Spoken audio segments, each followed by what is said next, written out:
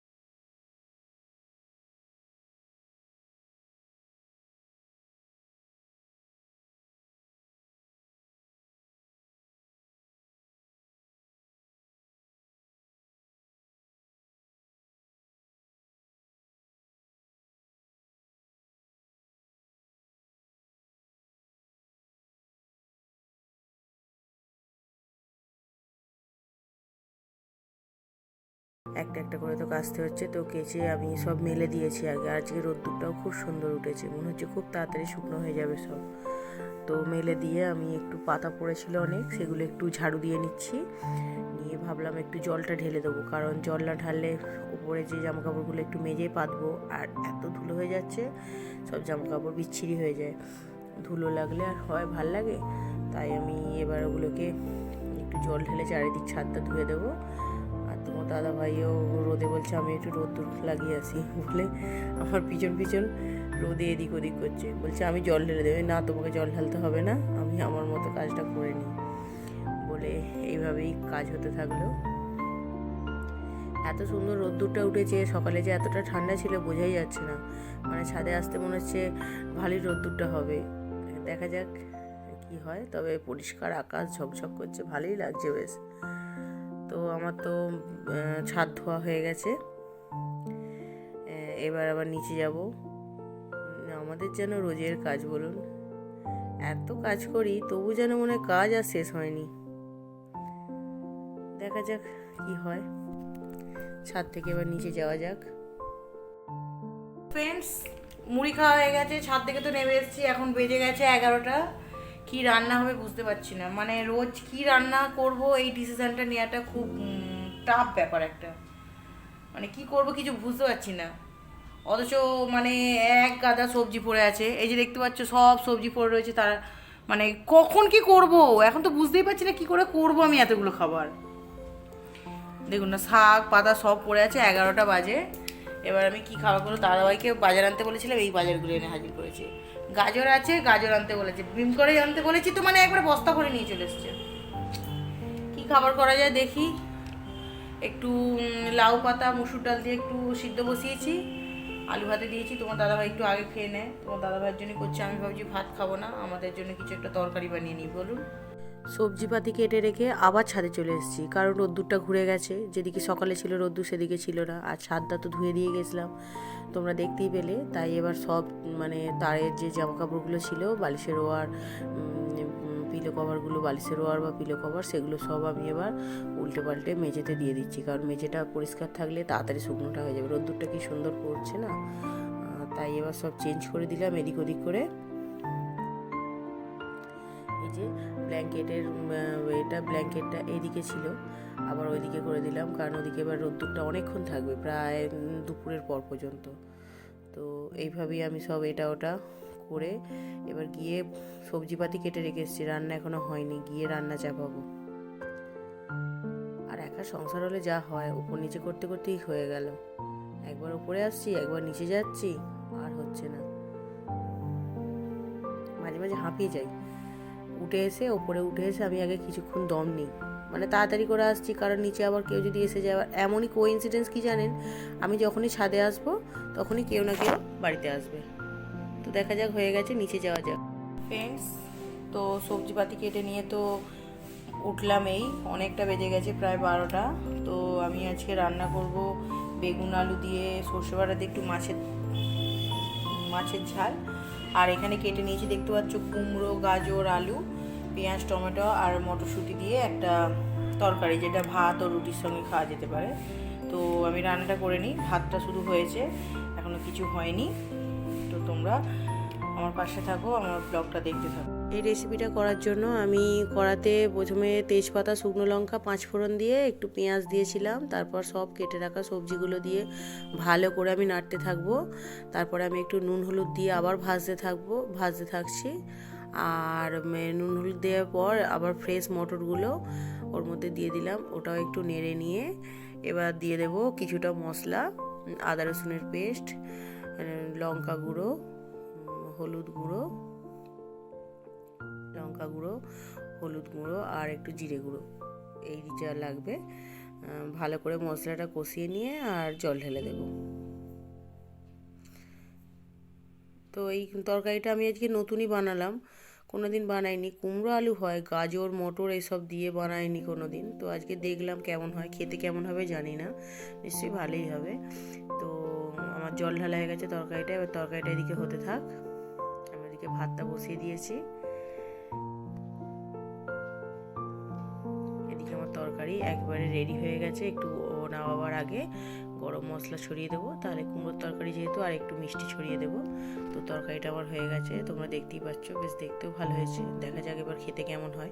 Good morning friends, কেমন আছো বন্ধুরা? এই তরকারিটা তোমার হয়ে গেছে, এবার আমি বসিয়ে দেবো এই মাছের আমার রান্নাঘরে আর একটা নতুন রেসিপি নিয়ে চলে এসেছি। ওটা আমাদের বাবু আলু গাজর মটর ভালোবাসে, মানে ওটা তরকারি মাঝে মাঝে বলে যে মা একটু এটা ভালো লাগবে। তো এটা মাছের ঝাল লাগছে, তোমরা একবার দেখে নাও। এটা তো হয়ে গেছে, রান্না তো হয়ে গেছে। কি রান্না হয়েছে তোমাদের দেখিয়ে দিচ্ছি। তার আগে তোমার দাদাভাই একটু বেরোবে, তাই তাড়াতাড়ি খেতে দিয়ে দিয়েছি। দাদাভাই খাচ্ছে, আমি কি রান্না হয়েছে একবার দেখিয়ে দিচ্ছি। লাউ পাতা দিয়ে মুসুর ডাল, আলু ভাতে, বেগুন আলু সর্ষে দিয়ে মাছের তরকারি। মাছটা আমি আলাদা তুলে রেখেছি, ভেঙে যাবে। আর এদিকে একেবারে ওবেলার করে নিয়েছি কুমড়ো আলু গাজর আর মটরশুঁটি দিয়ে তরকারি। তো 1টা বেজে গেছে অনেকক্ষণ আগে। এবার আমি চানটা করলে আমার সর্দি করবে। এবার আমি চানটা করে নিই, তারপর আবার দেখা হচ্ছে। দেখতেই পাচ্ছ ছাদে চলে এসেছি। ছাদে একটু বসে আছি চুলটা শুকনো করার জন্য। মেন হচ্ছে এই জন্যই ছাদে আসা, চুলটা না শুকনো হলে ভালো লাগে না, আর নিচে গেলে শীত পায়।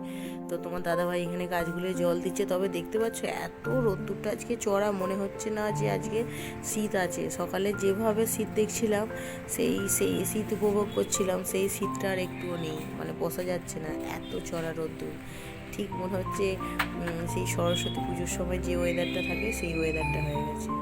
তো তোমার দাদাভাই গাছে জল দিই, আমিও চুলটা শুকনো করে নিই, তারপরে আবার একটু রেস্ট করবো। গিয়ে ভোর থেকে উঠেছি, দেখেছো আমার বাবা স্কুল থেকে চলে এসেছে, দেখেছো শরীরটা খারাপ, ক্লান্ত হয়ে গেছে, টায়ার্ড। আজ টেস্ট নিয়েছে হিন্দি 20-তে 18। বাহ, ঠিক আছে। তো আমরা খাওয়া দাওয়াটা করে নিই, চলুন। তো আমরা মা ছেলে মিলে লাঞ্চে বসেছি। খেতে বসে কত রকম বকর। স্কুলে কি করেছে, কি করে টিফিন খেলো, কে কি টিফিন এনেছে, এসব বকতে আমি ওর সঙ্গে খেয়ে নিচ্ছি। এইভাবে দেখুন না, এমনি আমি যদি খেয়ে নিতাম একা একা, তাহলে ওর ভালো লাগতো না, ও একা একা খেত, তাই আমিও খাইনি। ভালোই লাগে দুজনে খেতে। তো দুজনে আমরা লাঞ্চটা করে নিই। লাঞ্চ আর আছে, বিকেল হয়ে গেছে, প্রায় 3টে ওভার। ও তো এসছে পুরো 3টে। তারপরে ড্রেস চেঞ্জ করে তারপর আমরা খেতে বসেছি। তো যা হোক, আমাদের খাওয়াটা তো হয়ে গেছে কোনো রকমে। আর এরপর কি হয় বলুন তো, আজকে ও তো ভাত খেতে চায় না। আজকে দেরিতে ভাতটা বসিয়েছি বলে ভাতটা ছিল গরম, ও গরম ভাত হলে খাবে, ঠান্ডা হয়ে গেলে একদম খেতে চায় না। তাই ভাবি এবারে যে রোজই ঠিক বেলায় রান্নাটা বসাবো, ভাতটা বিশেষ করে শেষে করলে ও খেতে সুবিধে হয়, একটু গরম ভাত পায়। তো দেখতেই পাচ্ছেন, ও জল খেয়েই চলেছে। মাঝে মাঝে আমি বকা দিই যে খেতে বসে এত জল খেতে নেই, কিন্তু কে কার কথা শুনে। তো আমাদের খাওয়াটা অলমোস্ট হয়ে গেছে। এবার ওকে বলেছি যে খেয়ে উঠে একটু পড়তে বসো। বলছে না, আমি আগে কম্পিউটার দেখবো। দেখা যাক কি করে, খেয়ে উঠে পড়তে বসে না, কম্পিউটার দেখে। তবে সারাদিন তো পড়ার মধ্যেই ছিল, এসে একটু রিল্যাক্সও করতে দিতে হয়, তাই না? কত পড়বে, সেই 6টায় গেছে বাড়ি থেকে, ফিরছে 3টে, এতটা সময় বাড়ির বাইরে, একটু মজাই করলো। ভাত খাওয়া হয়ে গেছে, ছাদ থেকে সব জামা কাপড় নামিয়ে এনেছি, এবার সেগুলো গুছিয়ে রাখা। আর একটা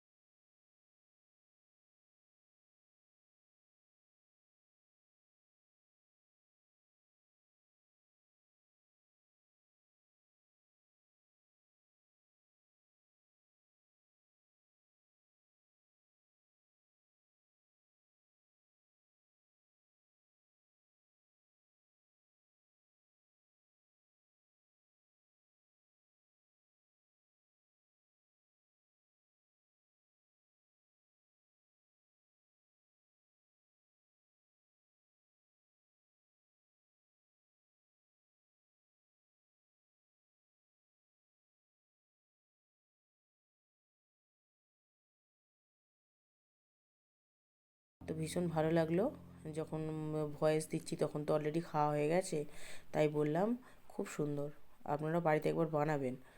তো মশলা কষা হয়ে গেছে আমার, দেখতেই পাচ্ছেন তেল ছেড়ে গেছে।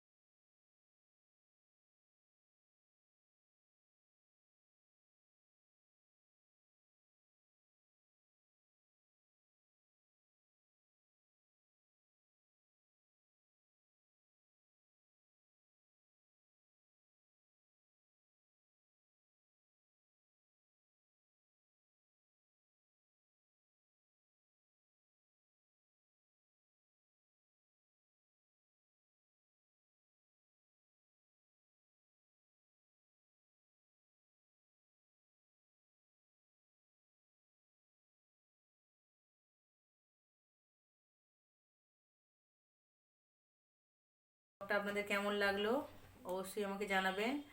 ভালো লাগলে চ্যানেলটা লাইক করে সাবস্ক্রাইব করে নেবেন। আর যারা আমার চ্যানেলটাকে সাবস্ক্রাইব করেননি তারা প্লিজ প্লিজ চ্যানেলটাকে সাবস্ক্রাইব করে নেবেন। আর যারা আমার চ্যানেলটাকে সাবস্ক্রাইব করে নিয়েছেন তাদেরকে অসংখ্য ধন্যবাদ। তো আজকের মতো ব্লগটা এখানে শেষ করলাম। দেখা হচ্ছে আবার কালকে নতুন ব্লগ নিয়ে। ততক্ষণ পর্যন্ত সবাই ভালো থাকবেন, সুস্থ থাকবেন। Tata, good night.